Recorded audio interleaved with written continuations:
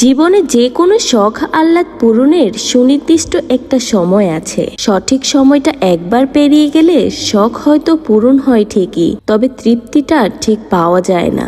17 বছর বয়সে যে বার্গারটা বিরিয়ানিটা খেতে অমৃতের মতো লাগে, 27 বছর বয়সে এসে সেটা ভালো নাও লাগতে পারে।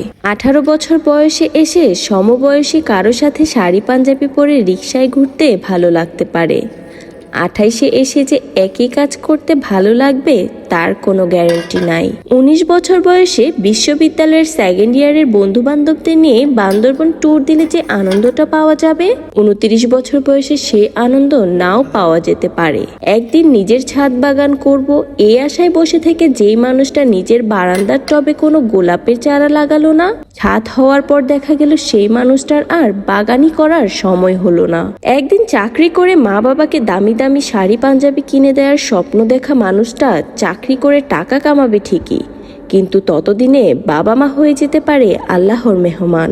অনেক টাকা জমলে একদিন খাবো এই চিন্তা না করে অল্প কিছু টাকা জমিয়ে এখনই খেয়ে আসুন চিলক্সের বার্গারটা কিংবা নাজিরা বাজারের কাচ্চিটা। ট্রাস্ট মি, জীবনের সেরা তৃপ্তিটা পাবেন।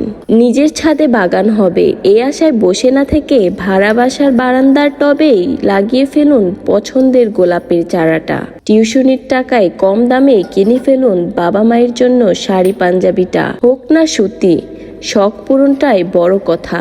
মনে রাখবেন, একদিন সব হবে এই আশায় যে নিজেকে বঞ্চিত করে তার জীবনে কিছুই হয় না।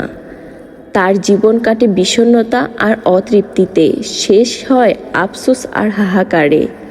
আর যাই করেন এই ভুলটা করবেন না।